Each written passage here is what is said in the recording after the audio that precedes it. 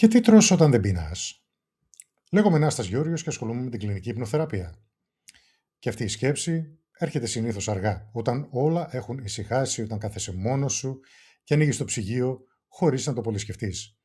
Δεν είναι πείνα, το ξέρεις, το νιώθεις, αλλά κάτι μέσα σου λέει φάε, θα νιώσεις καλύτερα. Και για λίγα λεπτά όντως νιώθεις καλύτερα, σαν να χαλαρώνει κάτι μέσα σου, σαν να μαλακώνει η ένταση. Αλλά μετά έρχεται εκείνη η μικρή φωνή που μας λέει πάλι το έκανες. Αυτό δεν είναι θέμα θέλησης. Δεν είναι ότι δεν προσπαθείς αρκετά. Είναι ένα μοτίβο που έχει μάθει το υποσυνείδητό σου. Να συνδέει το φαγητό με την ανακούφιση. Μέσα από την υπνοθεραπεία αρχίζουμε να βλέπουμε αυτό το μοτίβο από μέσα. Όχι να το πολεμάς, αλλά να το καταλαβαίνεις. Γιατί εκείνη τη στιγμή δεν θέλεις φαγητό, θέλεις ηρεμία. Θέλεις ένα διάλειμμα από αυτό που κουβαλάς όλη μέρα. Και το φαγητό έγινε ο πιο γρήγορος τρόπος. Όμως το υποσυνείδητο δεν αλλάζει με πίεση.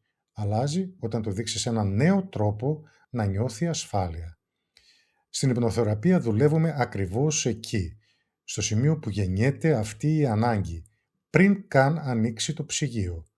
Σιγά σιγά αρχίζεις να παρατηρείς κάτι διαφορετικό.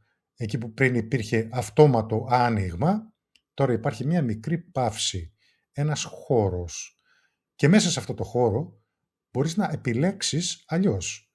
Δεν χρειάζεται να πιεστείς, ούτε να παλέψεις με τον εαυτό σου. Γιατί όταν αλλάζει το μέσα, αλλάζει και το έξω.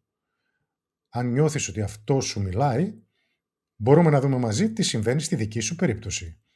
Γιατί η αλλαγή ξεκινάει από το υποσυνείδητο και η υπνοθεραπεία ανοίγει το δρόμο.